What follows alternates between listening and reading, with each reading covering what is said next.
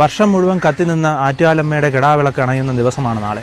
എല്ലാ ദിവസവും സൂര്യൻ ഉദിക്കുന്നതിന് മുമ്പ് പള്ളി ഉണരുന്ന അമ്മ സൂര്യൻ ഉദിച്ചതിന് ശേഷം വിഷമത്തോടെ പള്ളി ഉണരുന്ന ആ ദിവസം ആണ് നാളെ.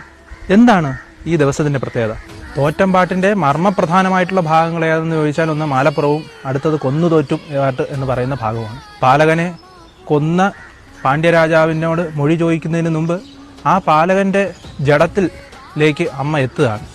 ഭദ്രകാളിയാകുന്ന അമ്മ തൻ്റെ അച്ഛനാകുന്ന പരമേശ്വരൻ നിന്ന് വരം വാങ്ങി പാലകൻ്റെ പിണമായി കിടക്കുന്ന ശരീരത്തിലേക്ക് മണിമന്ത്ര ശക്തികളെ ഓതി, ജ്ഞാനപഞ്ചാക്ഷരം, മൂലപഞ്ചാക്ഷരം മുതലായ മന്ത്രങ്ങളെ ഓതി പൊന്നും വിളക്കും വിളക്കും സത്യം ചെയ്യിപ്പിച്ച് പൊന്നും കിണ്ടിയിൽ മുകളിലും വെള്ളിക്കിണ്ടിയുടെ മുകളിലും കിടത്തി ആ പിണത്തിലൂടെ ജീവൻ ഓട്ടിച്ച് ജീവിപ്പിക്കുന്ന ഭാഗമാണ് കൊന്നുതോറ്റുപാട്ട് എന്ന് പറയുന്ന ഭാഗം.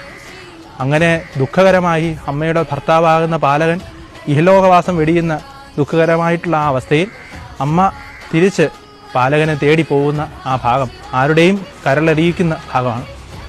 ആ ദിവസമാണ് കിടാവിളക്ക് അണയുന്നതും അതുപോലെ എല്ലാ ദിവസവും 3 നേരവും അലങ്കാരത്തോടെ ഇരിക്കുന്നതായ അലങ്കാര ഗോപുരത്തിലെ മുകളിലുള്ള അമ്മയുടെ ബിംബത്തിൽ വെള്ള തുണിയിട്ട് മൂടി ആ ദുഃഖകരമായ അവസ്ഥയെ കാണിക്കുന്ന ഒരു സന്ദർഭമുള്ളത്.